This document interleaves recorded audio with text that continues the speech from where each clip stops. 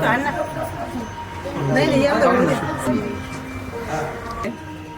ते काय मला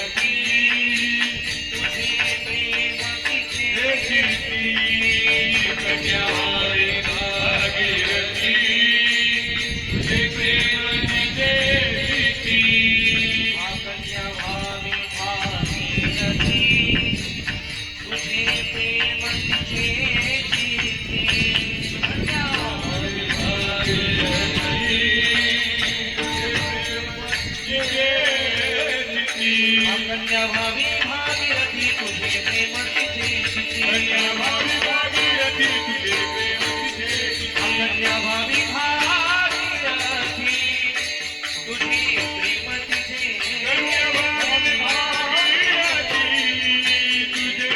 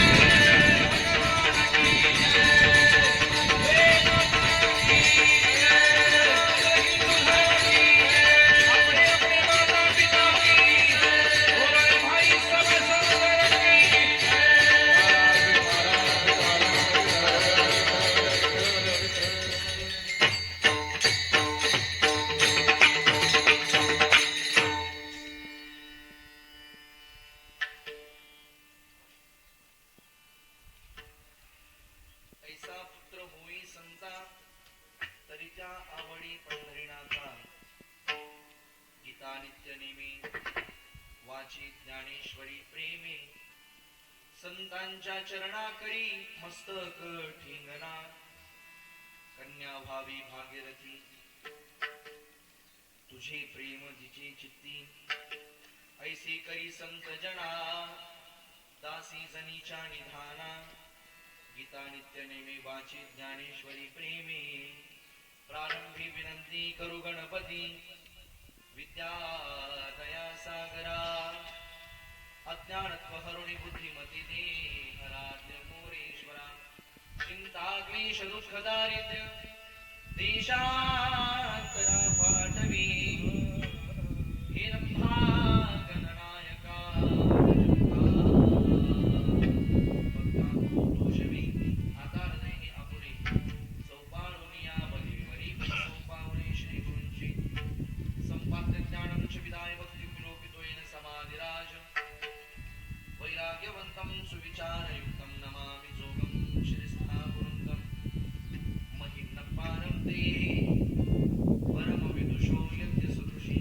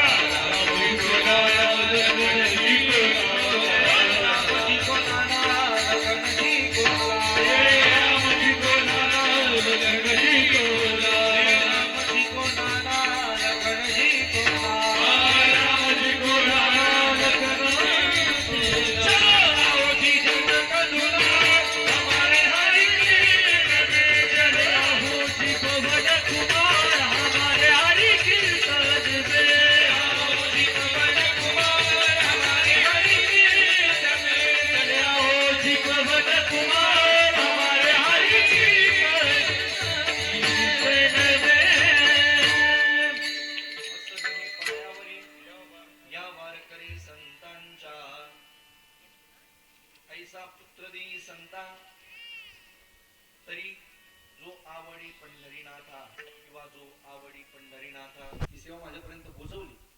डोंबरे परिवाराचं निमंत्रण मिळालं. आपल्या सर्वांचं दर्शन आयुष्यामध्ये घडतंय. गाण्याकरता वाजवण्याकरता महाराष्ट्र खरं म्हणजे महाराष्ट्रामध्ये ज्या लोकांच्या आवाजानं महाराष्ट्र वेळत आला अशी सगळी दिग्गज कलाकार इथे उपस्थित आहेत. त्यांच्या मुखारबिंदातून आपण गोडशी चाल ऐकली. महाराष्ट्रातील आणि आपल्या नाशिक जिल्ह्याचं भजन वैभव इथे उपस्थित आहे. असे आमचं भजन वैभव महाराष्ट्रातील नामवंत भजन सम्राट आमचे आदरणीय आपल्या महाराष्ट्रामध्ये नाशिक जिल्ह्याचं वैभव आणि नाशिक जिल्ह्याचा आवाज महाराष्ट्रामध्ये घुमवणारं व्यक्तिमत्व अशा आमच्या हरिभक्तीपरायण आदरणीय भजन सम्राट रोहिदाजी बाबा मते या ठिकाणी आहेत. त्यांना वंदना करतो. जोरदार काही झाली पाहिजे. तुम्ही असं कधीच करू नका. आणि तुम्ही ज्या भगिनी बसलेल्या तुम्हाला माझी विनंती, तुम्ही थोडं पुढं सारखं करत नाही. तुम्ही सगळ्यांनी पुढे या. आता माझ्या जवळ येतं सगळे. उठून या, असं उठून या, असं करतो बाबा. सगळ्यांना पुढे घेतो म्हणजे पाठीमागचे पाहुणे पाठीमागे बसतील. ते पुढे आणखी सारखा इथं थांबापर्यंत या. सारखा पुढे असं लावू नका. सारखा पुढे पुरुष म्हणले तुम्ही थोडं सारखं पुढं सगळं लोक या. इकडल्या भगिनी सुद्धा पुढं सारखा. काय काळजी करू नका. असं आता थोडं करून वाटतंय ना. फक्त बडबड करू नका. विनंती सगळ्यांना. विठाला विठाला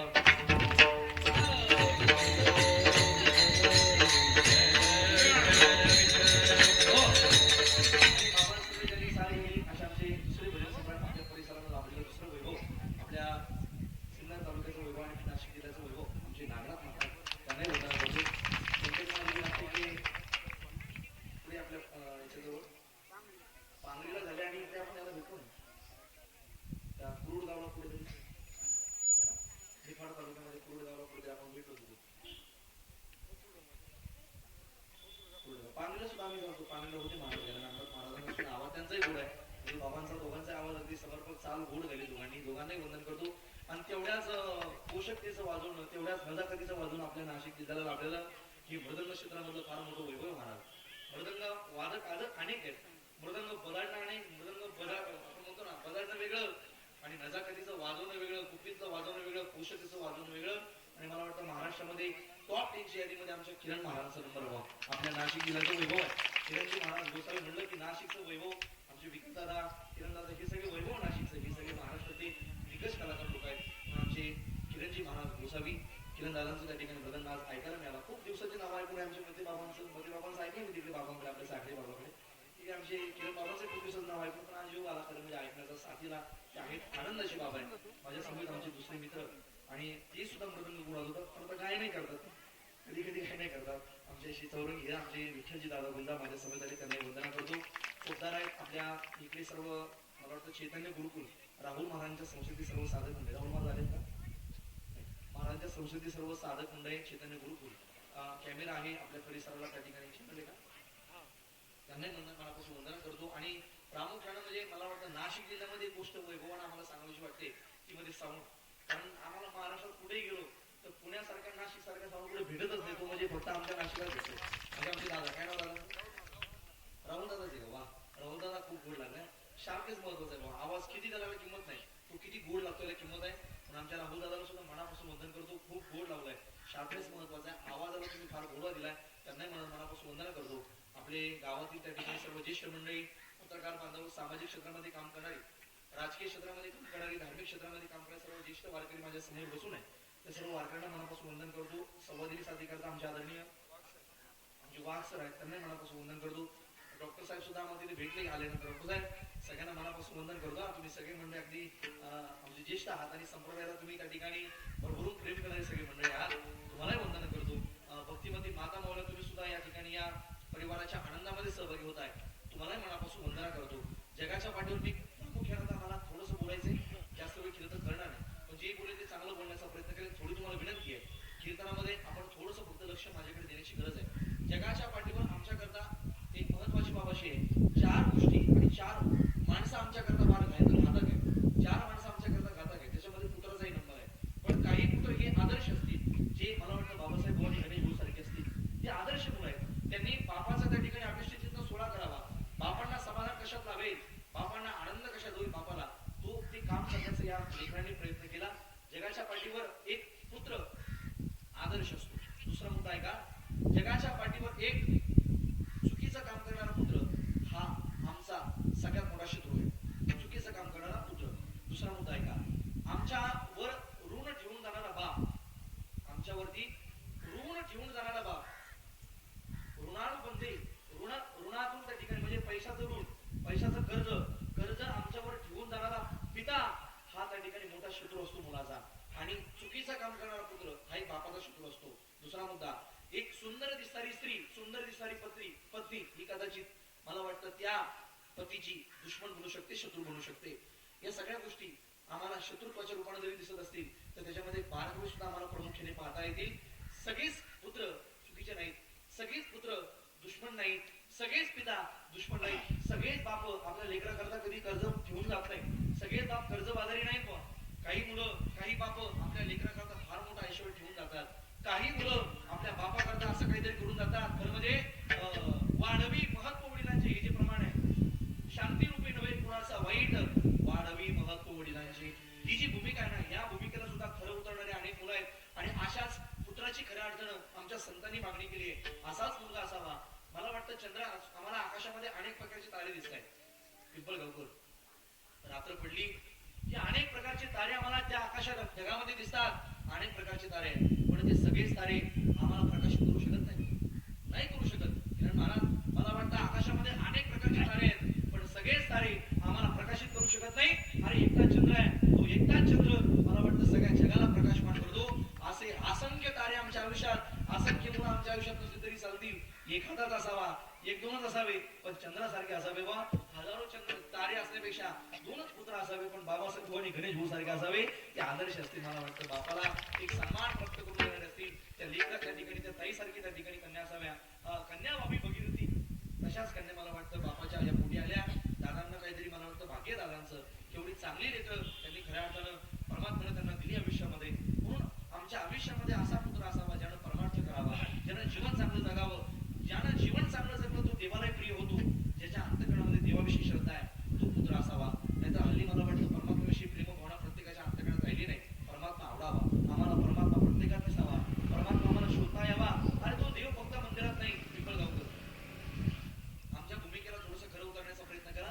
परमात्मा फक्त मंदिरात राहतो, जी वास्तविकता जी आहे ना आमची, तीच खऱ्या अर्थानं हानिकारक आहे. याचा अर्थ असा होतो आम्ही आणखी परमात्मा लागलोच नाही.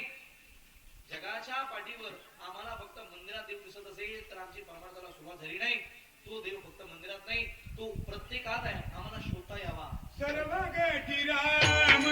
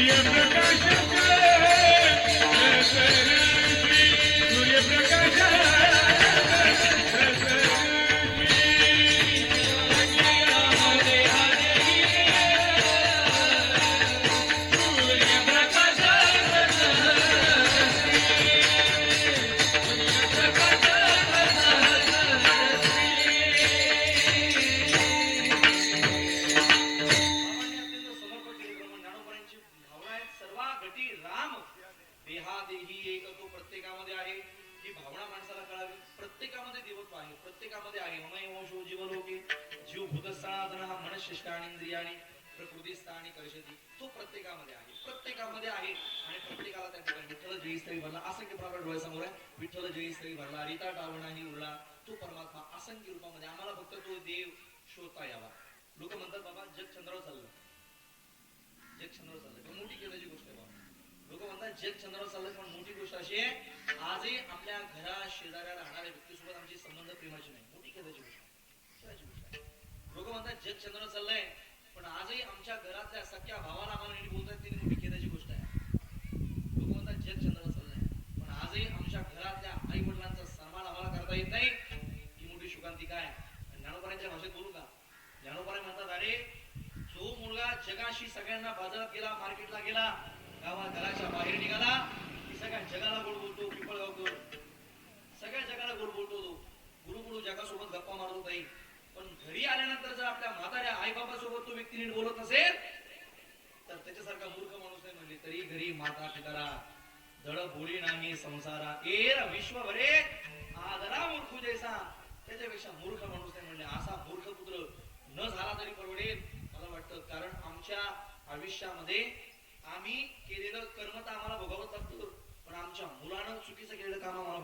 माता पिता नाही. हे लक्षात ठेवा बरं का वाक्य. मी माझ्या मनाचं बोलत नाही. आम्ही केलेलं कर्म आम्हाला फळं लागतं. त्याच्याकरता एक प्रमाणे बघा,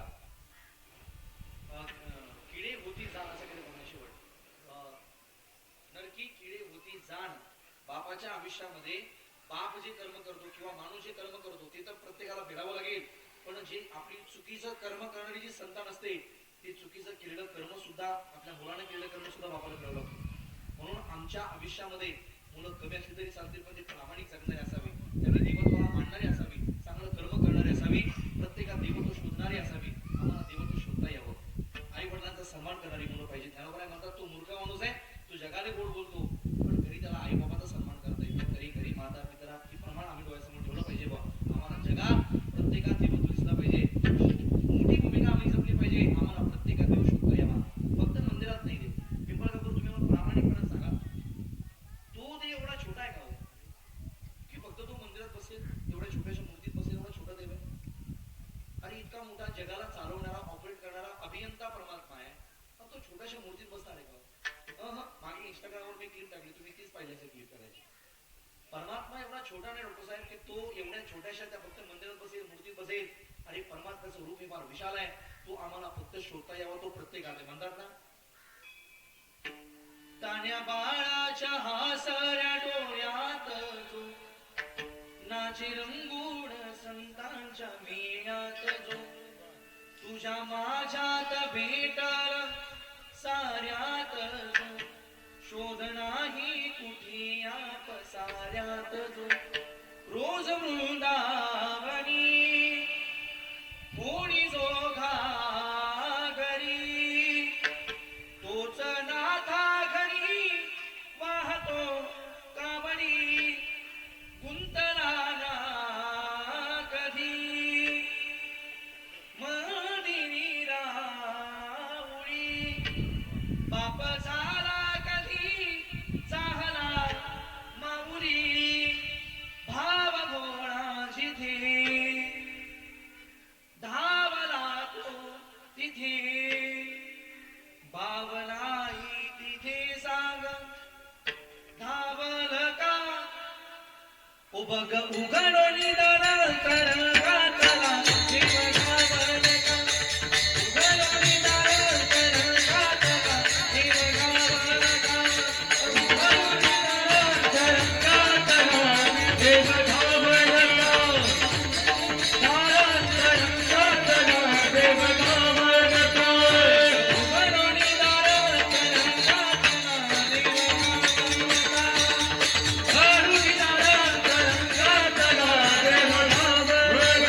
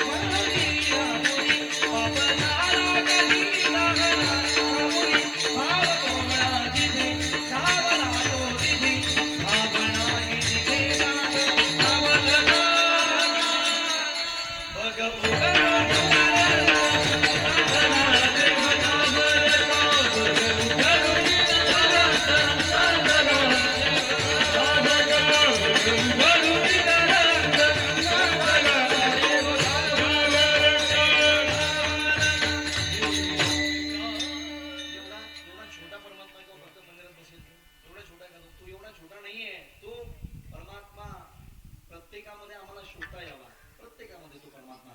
खरं म्हणजे आपल्याकडे पिंपळगावकडे एक म्हण अशी बघा, आपण सकाळी उठावं, स्नान करावं, मग देवाला स्नान घालावं, मग देवाला गंध लावावा, देवाच्या नावाने 2-4 माळी जप कराव्या, मग पूजा झाली असं म्हणतो ना आपण. काय काय काय सकाळी उठायचं, आपण स्नान करायचं, देवाला स्नान घालायचं, देवाच्या नावाने 2-4 माळी जप करायच्या, म्हणजे पूजा झाली असं ना.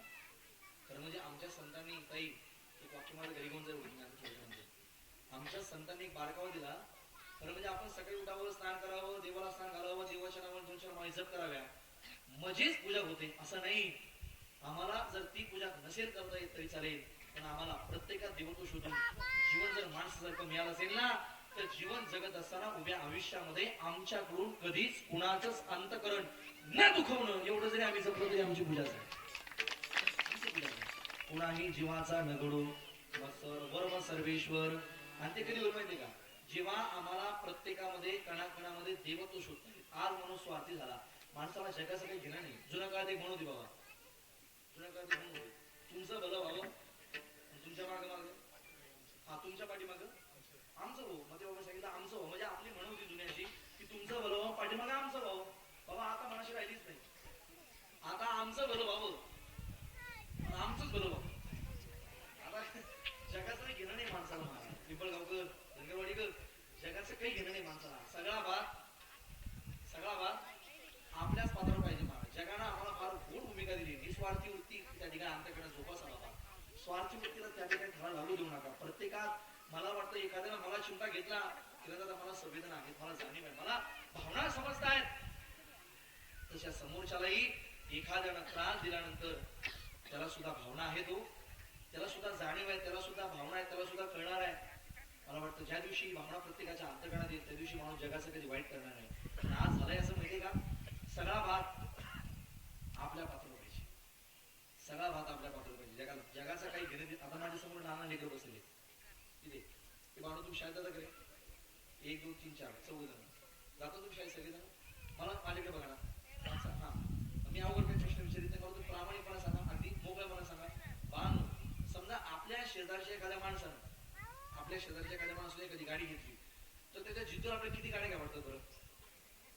जिद्द 10-12 2 म्हणून इलेक्ट्रिक बरोबर आहे.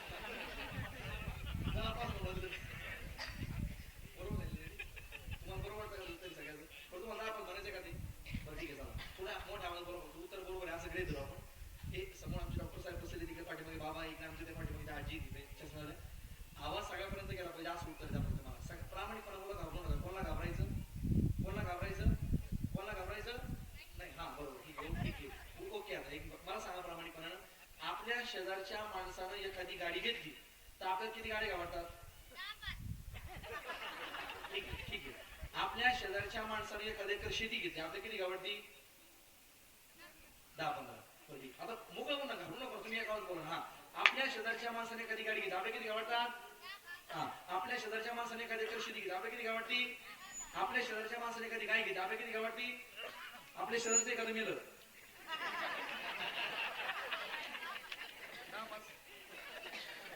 नाही म्हणून ते गडबडी तेवढ्या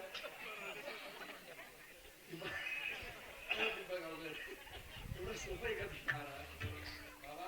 तिचा बाबा म्हणून आला. खरं म्हणजे ही माणसाच्या अंतकरणाची मोठी भेद, स्वार्थी बुद्धी आहे.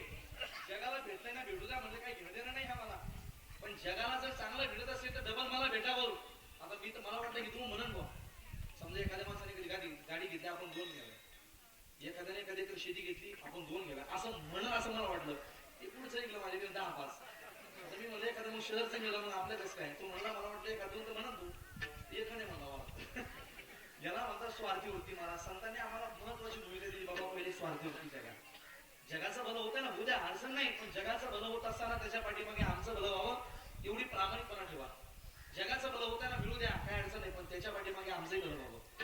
आम्हाला मिळत आहे मिळू द्या, पण आमच्या पाठीमागे जगाला मिळावं ही निस्वार्थी वृत्ती आम्हाला संतांनी शिकवली. ज्या दिवशी माणसाला विठ्ठलाला निस्वार्थी वृत्ती दिसेल, निस्वार्थी वृत्ती कळेल नागात महाराज, त्या दिवशी मला वाटतं माणूस प्रत्येकामध्ये त्या ठिकाणी देवत्व शोधेल, प्रत्येकामध्ये माणूस की धर्म शोधेल.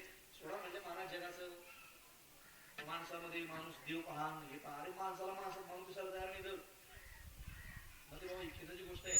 म्हणून तर सख्खा भाऊ सख्या भावावर हातभर कुऱ्हाडी करता, हातभर जमिनी करता, कुऱ्हाडीनं वार करतो. हे तुम्ही रोज न्यूज पेपर मध्ये वाचणाऱ्या घटना आहे. तुम्ही सगळेजण न्यूज पेपरचे, आपण सगळ्यांना मीडियाचा प्रभाव आहे, आपण सगळे लोक मीडियावर त्या ठिकाणी ऍक्टिव्ह हो.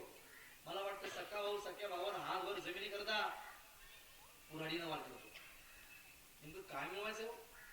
काय मिळवायचं आम्हाला आयुष्यामध्ये? मला वाटतं छोटेशी असताना आईच्या उदरामध्ये दोनही भावाला जागा मिळते. पिंपळगावकर ही मोठी गोष्ट आहे. उदरामध्ये असताना आईच्या छोट्याशा उदरामध्ये दोघांनाही जागा मिळते. पण तीच मुलं मोठी झाल्यानंतर त्यांना एवढं मोठे झाल्यानंतर त्यांना हातभर जमीन कमी पडते आणि सख्या रक्ताला सुद्धा मागे पुढे मारण्याकरता पाहत नाही. अशाही स्वार्थी लोकांनी, स्वार्थी पोरांनी मला वाटतं पिंपळगावला यायला पाहिजे आणि गणेश भवानी बाबासाहेब भाऊचा आमचा त्या ठिकाणी आदर्श घेतला पाहिजे. किती निस्वार्थपणा आहे बापाचा त्या ठिकाणी. अभिष्ट जिल्हा सोहळा आहे, कुठेतरी स्वार्थी वृत्ती त्यागलीच नाही. निस्वार्थपणा दाखवला अंतकरणामध्ये. संतांनी ती स्वार्थी वृत्ती त्यागा म्हणले बाबा. आणि ज्या दिवशी स्वार्थी वृत्ती त्यागता येईल त्या दिवशी आम्हाला त्या ठिकाणी चांगलं जगता येईल. आम्हाला त्या दिवशी आणि ना आपण शिकला मी खरा तो एकची धर्म जगाला प्रेमाला पावले. माणसाने माणसाशी माणसा समवागणे. प्रत्येकामध्ये देवत्व शोधा, प्रत्येकामध्ये माणुसकी शोधा, प्रत्येकाच्या भावनेचा विचार करा. म्हणून तर माझ्या ज्ञानोबरायांनी रेड्याच्या डोक्यावर हात ठेवावा, रेड्याच्या मुखातून वेद बोलवावे. याचा अर्थ असा होतो त्यांनी फक्त माणसात देव नाही शोधला, अरे त्यांनी त्या रेड्यात सुद्धा देवत्व शोधलं. रेड्यात सुद्धा देवत्व शोधलं. म्हणून तर रेड्या मुखी वेद बोलविला, पर्वतिला रेड्या मुखी वेद बोलविला, गर्भची शांता हरविला, शांती जगतला ज्ञानोबाला, शांती जगतला ज्ञानोबा माझा. गर्भची शांता हरविला, रेड्या मुखी वेद बोलविला, गर्भची शांता हरविला, शांती जगतला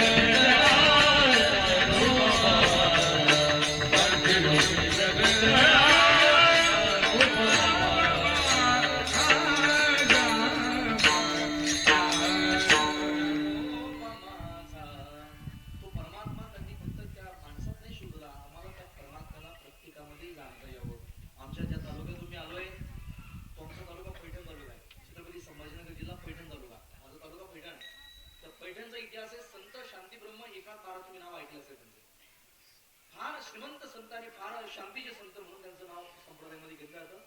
वारकरी संप्रदायामध्ये ज्यांनी खांब त्या ठिकाणी खांब दिला भागवत, ज्ञानोबरायांनी त्या ठिकाणी पाया रचला, तुकोबराय कळस झाले आणि खांब रूपी त्या ठिकाणी आधार संप्रदायाला आमच्या नाथबाबांनी दिला.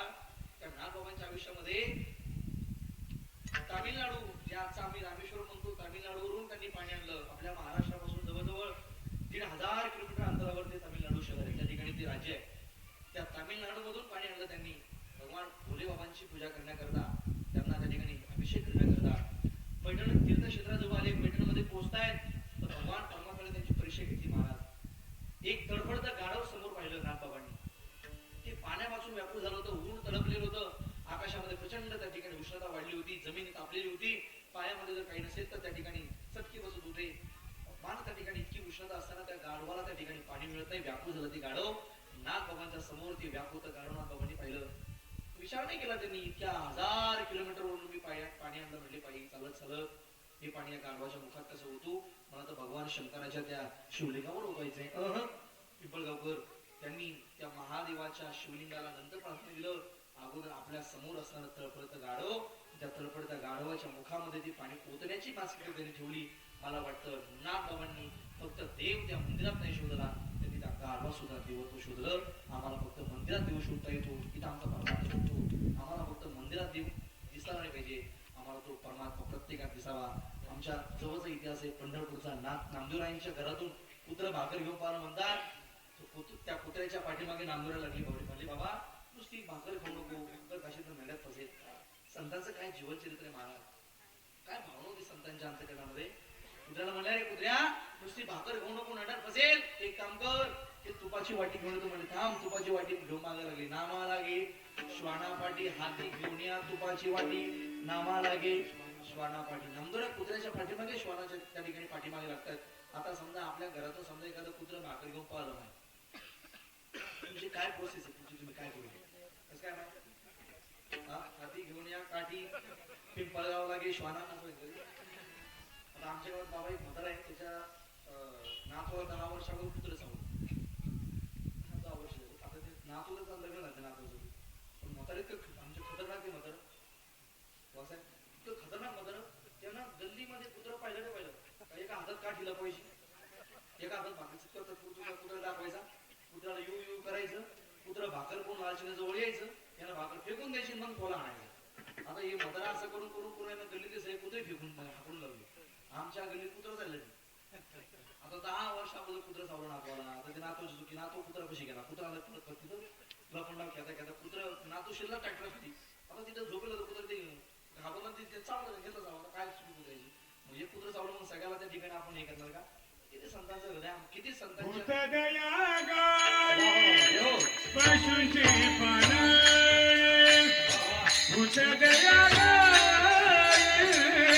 पशुचे पालन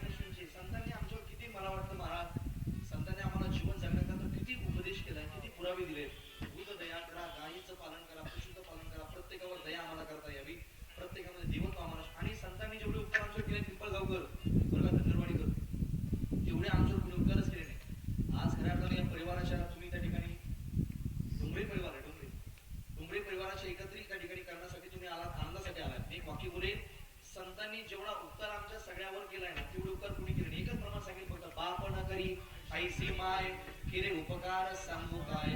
बाप जे आमच्यावर आई वडील करते ते उपकार संतांनी केले. तुम्हाला प्रामाणिकपणे सांगा, तुम्हाला प्रश्न देऊ पण तुमच्या खिशामध्ये 2 500 नोट आहे. कितीच्या? 500च्या. 2 100च्या, 2 10चे. मग तुम्ही गाडीत निघाले, रस्त्याने जाता ब्रेकर लागलं, ब्रेकर जवळ भिकारी उभा होता, त्याने गाडी अडवली, काच खाली करा म्हटले, तुम्ही काच खाली केली. भिकारी तुम्हाला म्हणला तुम्ही पिंपळगावचे दिसताय, तुम्हाला आम्ही पिंपळगावचे आहे असं कल्पना करा फक्त 2 मिनिटाकरता, जास्त डोळ नाही घेऊ काही फार विशेष. तुम्ही पिंपळगावचे दिसताय, हो पिंपळगावचे आहेत आम्ही. बरं, तुमच्या गाडी समोर भिकारी म्हणला द्या काहीतरी भिकाऱ्याला गरीबाला दान द्या. तुम्ही लगेच तुमच्या खिशामध्ये 2 500च्या नोटा आहेत त्या तशा तुम्ही काढणार काय हसले का तुम्ही. माझं घेत तू तरी सांगत तू इले मला कसं काय. माझ्याकडे 2 500 नोट आहे, 2 10चे.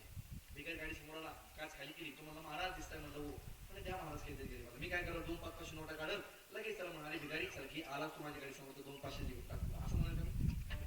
तुम्ही काय करता काय प्रामाणिक माणसं आहे मला वाटतं काही म्हणत नाही म्हणलं असेल नाही. तुम्ही जे करता तेच मी करेल, बरोबर आहे. म्हणजे आम्ही सगळेजण ते करू की 5 500च्या बाहेर काही रूप अशा आणि एखादी सुट्टी 500 1000. आता बरं आता 1 रुपया घेतलं भिकारी तर आपण 1चा दिला असं मला. आता भिकारी सुद्धा लय ब्रँडेड झाले, ब्रँडेड भिकारी मारत 1चं घेत नाही, 10ची नोट सुद्धा घेत नाही. काही भिकारी 50ची द्या म्हणून मला भिकारी म्हणून महाराज द्या गरीबाला. म्हणलं दादा सुट्टे पैसे म्हणजे स्कॅनर घ्या.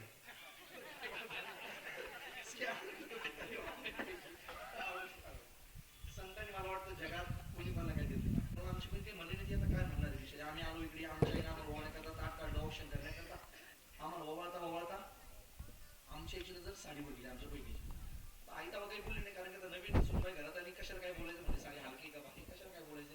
मग आमचं ऑप्शन झालं, आम्हाला ओळख आमची बहीण आम्ही मध्ये गेलो आमच्या आईने आमच्या मंडळीत आम्ही. मग आई आमच्या बहिणीकडे गेली म्हणजे का गं, साडी तर हलकी दिसते पण तुमच्याकडे एक विशेष गुण आहे, तुम्हाला साडीला हात न लावता साडी किती क्वालिटीची हे कळतं. 90% बायकांना कळतं, 10% सोडून द्या मागं पुढं. पण 90% बायकाला हे 100% कळतं की साडी कशी दिसते, कशी क्वालिटीची. आमची आई म्हणे साडी तर हलकी दिसते पण हात लावून हात लावून पाहिला असा. साडी खरंच हलकी होती. हे बघा, साडी दुकानातून आणली का? कशाची दुकानातून म्हणे कपडा तुमचं काढली. आता असं म्हणलं तर फारच आणलं आमच्या आईचं.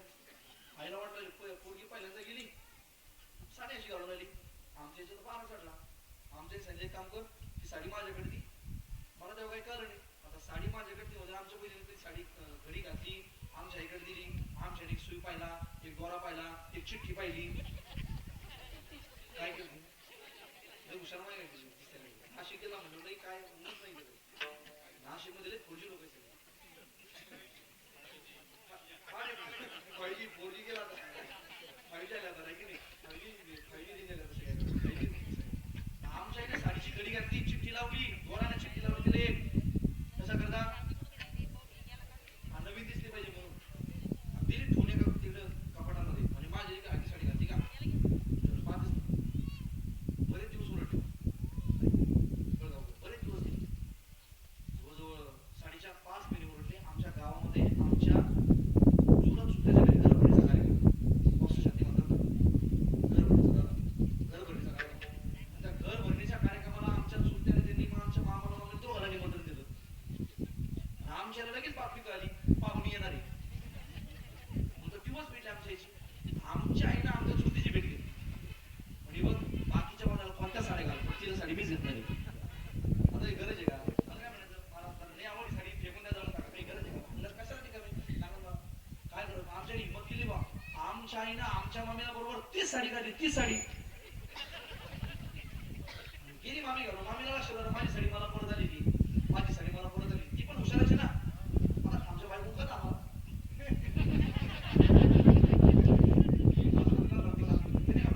आपल्या शास्त्रामध्ये क्वेश्चन येत्र येत्र धुमो तत्र तत्र बनणी. ज्या अर्थी अग्नी निघतोय त्या अर्थी कुठेतरी आपलं जोर निघतो त्या अर्थी कुठेतरी अग्नी असला पाहिजे. ज्या अर्थाचा बायको हुशार त्या अर्थी सासूला पण हुशार असली.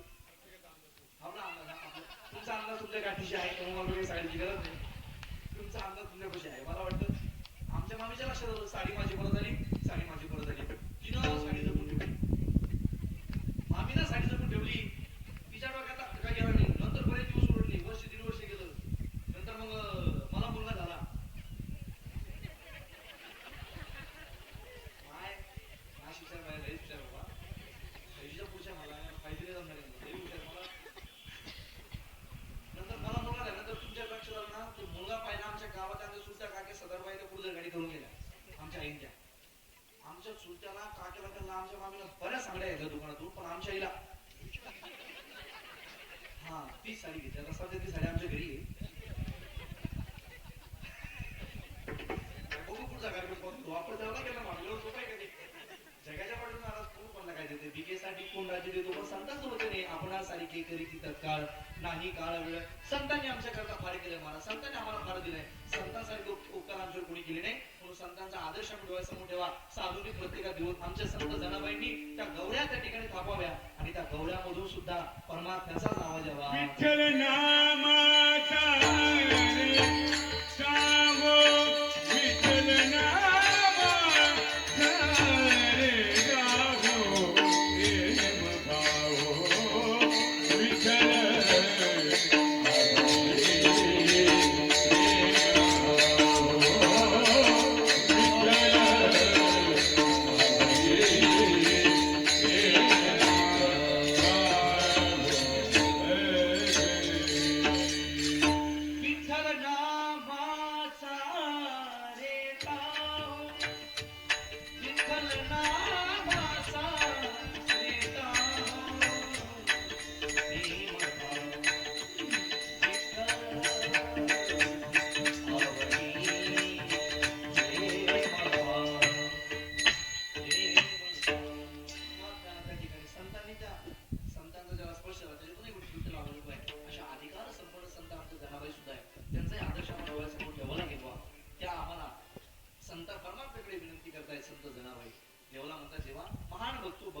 नामदेवरायांच्या खरं म्हणजे एवढ्या जणांचं कुटुंब असताना सुद्धा जनाबाई बोलतात म्हणजे काय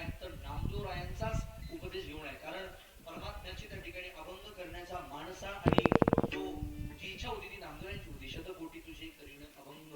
आणि म्हणून त्याच वेळेला सगळेजण नामदेवरायांनी सगळ्यांना उपदेश केला, सगळ्यांना मार्गदर्शन केलं आणि सगळे घरातली लोक अभंग लिहिण्याकरता बसलेली. नामदेवरांची मुलं असतील, नामदेवरांच्या सुना असतील, नामदेवरांची पत्नी असेल आणि त्यांचे भक्त सुद्धा जनाबाई असेल. या जनाबाईने सुद्धा अभंग निर्माण केले. असंख्य प्रमाणात आपल्याला असंख्य अभंग आपल्याला सापडतात. त्याच्यामध्ये भूमी केलं, परमात्म्याला विनंती करतात, देवा जर पुत्र देत असेल आमच्या संतांना, संतांच्या बद्दल त्या ठिकाणी अंतःकरणाची भावना देवासमोर प्रकटित करतायत संत जनाबाई. देवा जर द्यायचा असेल ना पुत्र, तर तुझ्या बद्दल त्याच्या अंतःकरणात प्रेम आहे, तुला तुझ्या बद्दल त्याच्या अंतःकरणात प्रेम आहे, तुला जो आवडेल असा भक्त आमच्या संतांना त्या अभंगाच्या पहिल्याच्या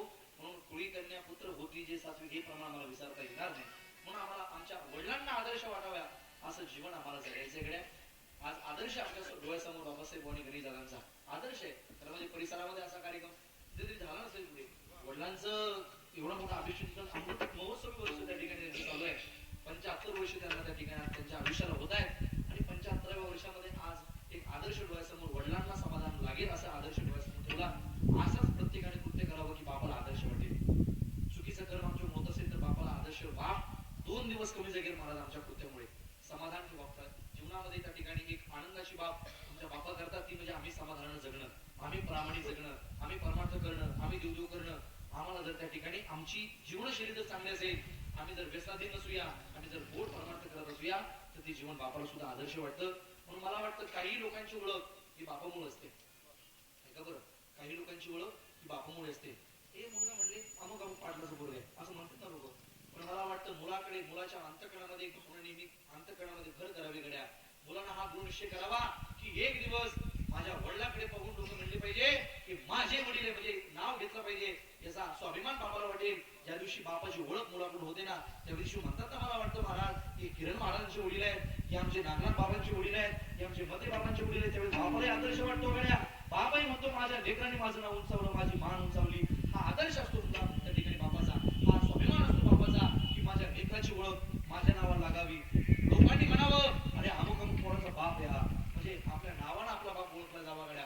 असं काहीतरी कर्तृत्व मुलांनी करावं, आदर्श वाटलं असं कर्तृत्व करावं. आणि हा जो आज कार्यक्रम होतोय ना हा कार्यक्रम आपल्या गावाला आवडायचा नवल महाराज. माझ्या संताला सुद्धा हा कार्यक्रम आवडेल आणि माझ्या पंढरीनाथाला सुद्धा या कार्यक्रमाचा आनंदच होईल. कारण इतका गोड कार्यक्रम आपण बापाबद्दल केलाय. कारण जगाच्या पाठीवर आमचा बाप आनंदी तर सगळं जग आनंदी महाराज. जगाचा विचार करू नका, आमचे आई बाप समाधानी असले पाहिजे. बा आई बापा करता जगा माणसाला, कारण त्यांनी आम्हाला जग दाखवलंय. आई बापाच्या समाधानाकरता आम्ही जगलो पाहिजे.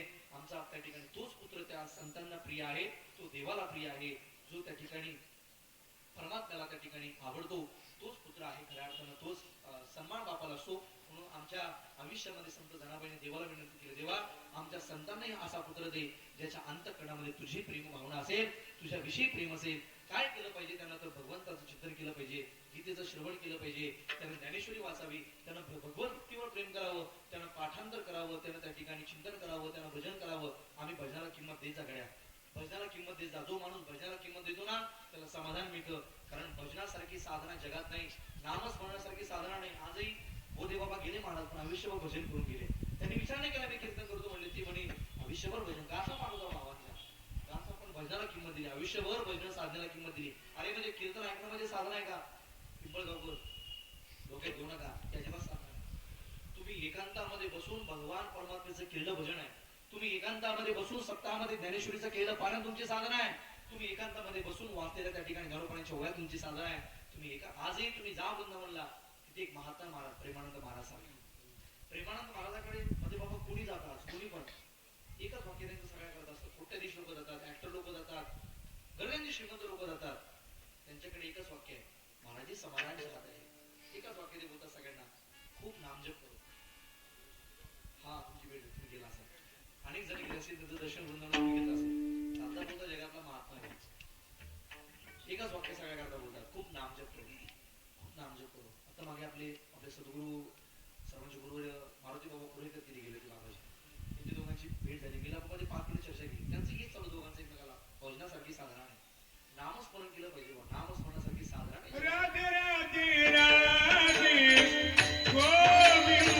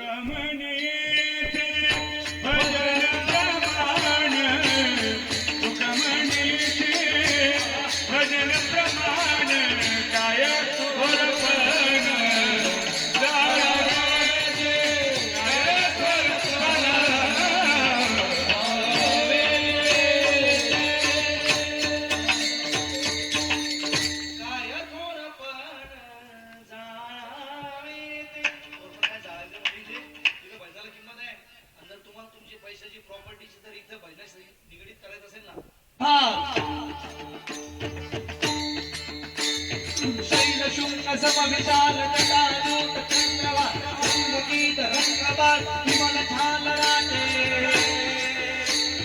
गोचर प्रिय लाल लाल चंदन की कोरबान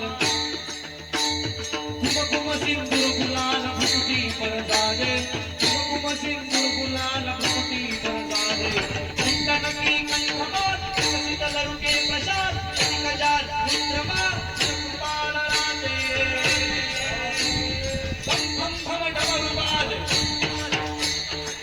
भम भम डमरू बाजे नाद वेद सरस साजे शंकर महाराज आज कंठवनाचे शंकर महाराज आज कंठवनाचे भोले महाराज आज कंठवनाचे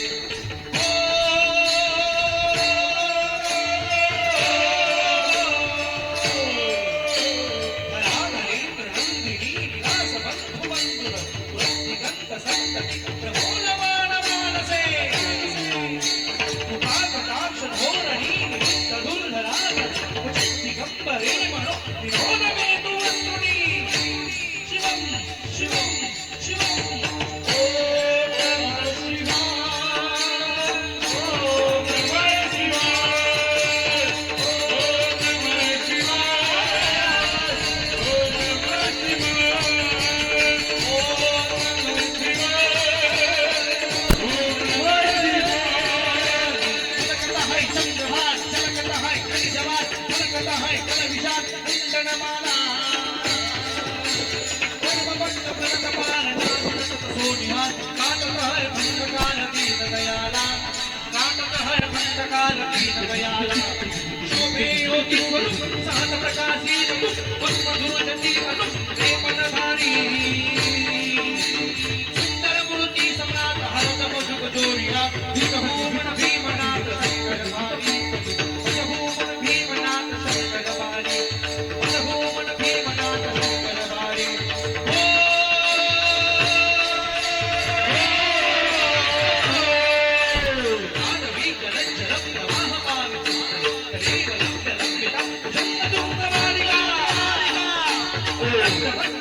मंडिनाथ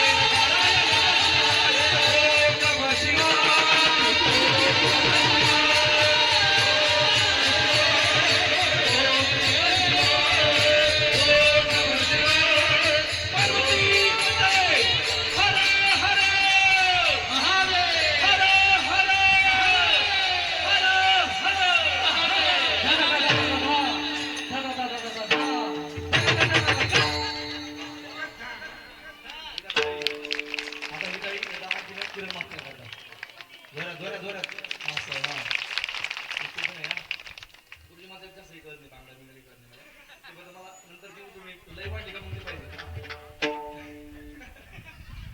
म्हणजे कुठे काय लय कुठे काय रावण निघाला किती होते त्याच्याकडे 7 कोटी सोन्याची गरज तरी सुद्धा तू महादेवाचं भजन आमचं जे म्हणतो 50 टक्के अगरबत्ती लावायची 50 टक्के भाऊ आमच्या प्रॉपर्टीचा इकडे काही संबंध होऊ नका माणसानं भजनाला किंमत द्या प्रेमानंद महाराजाला 2 किल्ल्याने महाराज माणूस किती भजन करतो आज 2 किल्ल्याने त्यांना एका पत्रकाराने महाराज आपको 2 किड्नियां नहीं आप जीवित कैसे हो मैं कहता वो किसने कहा आपको 2 किड्नियां नहीं है अरे मुझे 2 किड्नियां है और 2 किड्नियां मुझे जीवित रखती है एक किडनी का नाम मेरे श्री कृष्ण है और दूसरी किडनी का नाम मेरी राधा रानी है भजन करता यावं आम्ही भजनाला किंमत द्यावी साधनेला किंमत द्यावी गीता पारायणाला किंमत द्यावी ज्ञानेश्वरीला किंमत द्यावी म्हणून संत जनाबाईने ते संत देवा म्हणजे आमचं त्या लेकरानं त्या ठिकाणी गीतेचं पारायण करावं ज्ञानेश्वरी वाचावी नित्य नेमाने वाचावी गीता नित्य नेमे गीता नित्य नेमे गीता नित्य नेमे गीता नित्य नेमे गीता नित्य नेमे गीता नित्य नेमे गीता नित्य नेमे गीता नित्य नेमे वाची ज्ञाने सारे प्रेमे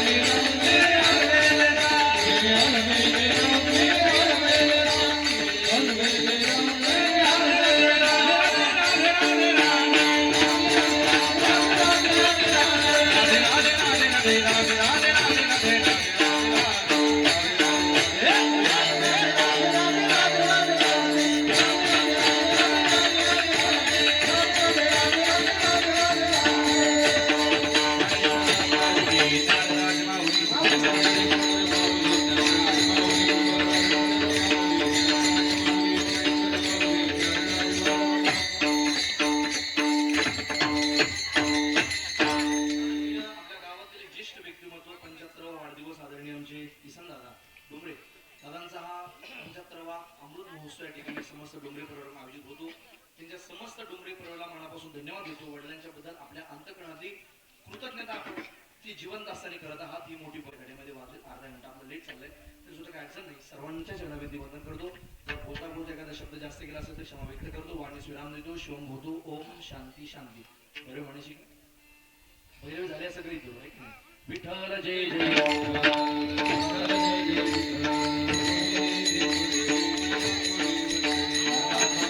कोणी जागा सोडणार नाही. आपल्याला दादांचा अभिषेकाचा सोहळा करायचा आहे. सर्वांनी जागा बसून